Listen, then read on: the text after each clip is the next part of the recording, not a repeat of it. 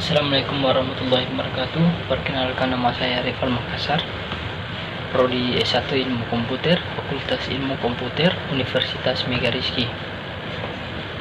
Di sini saya akan membuat video pembelajaran PKN dengan judul materi definisi dan fungsi Pancasila. Langsung saja ke pembahasan awal, yaitu definisi Pancasila.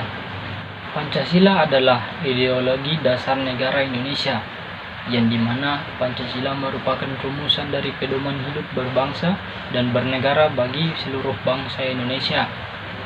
Esensi seluruh sila-silanya di dalam sila Pancasila juga merupakan suatu persatuan atau suatu kesatuan, yang dimana Pancasila berasal dari kepribadian bangsa Indonesia dan unsur-unsurnya telah dimiliki oleh bangsa Indonesia sejak dahulu.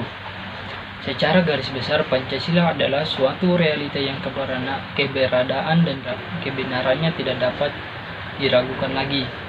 Nilai-nilai Pancasila seperti ketuhanan, kemanusiaan, persatuan, kerakyatan, dan keadilan harus menjadi pedoman dan tolak ukur bagi seluruh kegiatan bermasyarakatan bangsa Indonesia.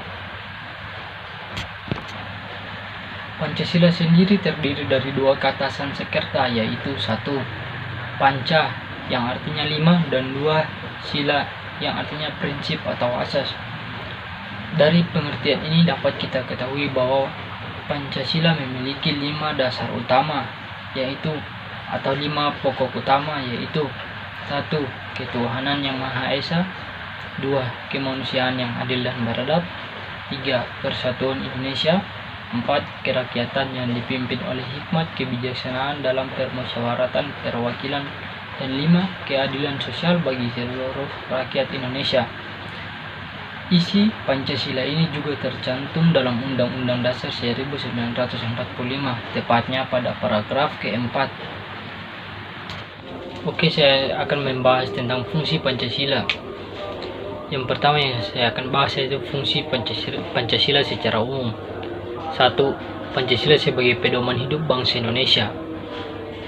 Artinya, nilai-nilai dan makna Pancasila menjadi pedoman segala perilaku dan tindakan warga Indonesia dalam kehidupan berbangsa dan bernegara. Nilai-nilai Pancasila ikut berperan mendefinisikan mana yang baik dan mana yang buruk. Dalam proses ini, pengambilan kebijaksanaan dan penyelesaian masalah bangsa. Yang kedua saya akan bahas yaitu Pancasila sebagai sumber segala sumber hukum. Artinya, 5 sila Pancasila menjadi acuan dalam proses pembuatan peraturan tertulis dalam negara. Segala peraturan hukum yang dirancang, dibuat, dan disahkan tidak boleh bertentangan dengan nilai-nilai yang ada dalam Pancasila.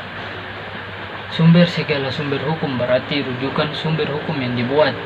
Misalnya, bila negara ingin membuat kebijakan tentang pengakuan menganut kepercayaan, kebijakan tersebut harus diuji terlebih dahulu apakah sudah sesuai dengan isi Pancasila atau belum. Jikalau sudah sesuai, maka aturan tersebut atau kebijakan tersebut akan dilaksanakan.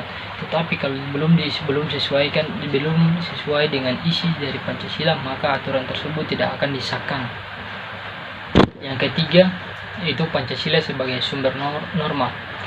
Mirip seperti Pancasila sebagai sumber segala sumber hukum. Artinya norma yang berlaku di Indonesia harus selaras dengan nilai-nilai norma pada Pancasila atau bahkan mencerminkan nilai-nilai Pancasila. Norma merupakan aturan tak tertulis atau norma yang mengatur tentang aturan tentang bermasyarakatan. Untuk selaras, Pancasila bisa berperan sebagai norma yang hendak diterapkan. Yang keempat yaitu Pancasila sebagai perjanjian luhur. Artinya, Pancasila merupakan sebuah kesepakatan hasil rumusan para intelektual pendiri bangsa. Pancasila juga merupakan produk musyawarah mufakat yang wajib dihormati keberadaannya. Para pendiri bangsa sepakat menjadikan Pancasila sebagai dasar negara. Menjadikan Pancasila sebagai dasar negara hendaknya tidak dicederai oleh generasi penerusnya. Nomor 5 yaitu Pancasila sebagai filsafat hidup bangsa Indonesia, yang artinya sebagai ide yang kelak menjadi ideologi bangsa, dianggap cermin filsafat hidup masyarakat paling sesuai dengan kondisi masyarakat Indonesia. Maka tidak heran jika Pancasila selalu diingat sebagai ideologi yang paling sesuai dengan jiwa dan bangsa Indonesia. Kemudian saya akan membahas tentang fungsi Pancasila sebagai dasar negara. Yang pertama yaitu Pancasila sebagai pedoman hidup bangsa. Melalui peran negara memegang teguh nilai-nilai Pancasila di tengah pergaulan dengan bangsa lain. Hubungan diplomatik dengan bentuk apapun dengan bangsa lain tak boleh menghasilkan keputusan tanpa pertimbangan yang melibatkan kehadiran nilai-nilai Pancasila. Yang berikut, 2. Pancasila sebagai jiwa bangsa. Artinya, institusi di Indonesia dari yang paling kecil sampai yang paling besar harus menjadikan Pancasila sebagai sumber inspirasi ideologinya. Dari institusi tingkat tinggi seperti negara sampai ormas, nilai-nilai Pancasila harus diposisikan sebagai jiwanya. Yang ketiga, Pancasila sebagai kepribadian bangsa.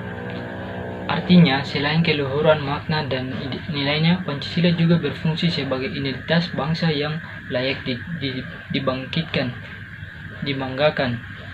Sebagai identitas, Pancasila merupakan jawaban dari pertanyaan tentang apa kepribadian bangsa Indonesia yang sesungguhnya. Yang berikutnya, yang keempat, yaitu Pancasila sebagai sumber hukum.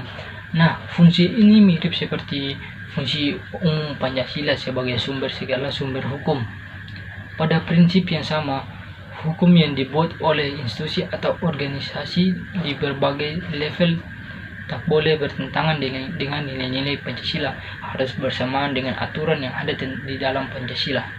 Yang berikutnya, yang terakhir yang saya akan bahas, yaitu Pancasila sebagai cita-cita bangsa, yang artinya Pancasila sebagai dasar negara yang mendukung ide atau gagasan ideal yang hendak mewujudkan oleh segenap elemen bangsa Indonesia.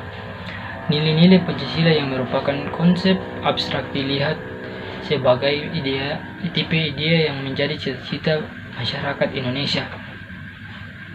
Fungsi Pancasila sebagai cita-cita bangsa artinya nilai-nilai Pancasila menjadi orientasi kemana bangsa Indonesia ini hendak diarahkan. Oke, sejauh ini saya sudah membahas sedikit dari banyaknya hal fungsi dan definisi Pancasila. Nah, itu saja hasil presentasi dari materi definisi dan fungsi Pancasila. Dari sini saya menarik kesimpulan bahwa Pancasila merupakan berkedudukan sebagai dasar negara dan pedoman hidup bangsa Indonesia.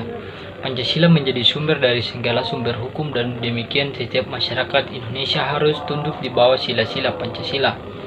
Oke, terima kasih yang sudah menonton video ini. Wassalamualaikum warahmatullahi wabarakatuh.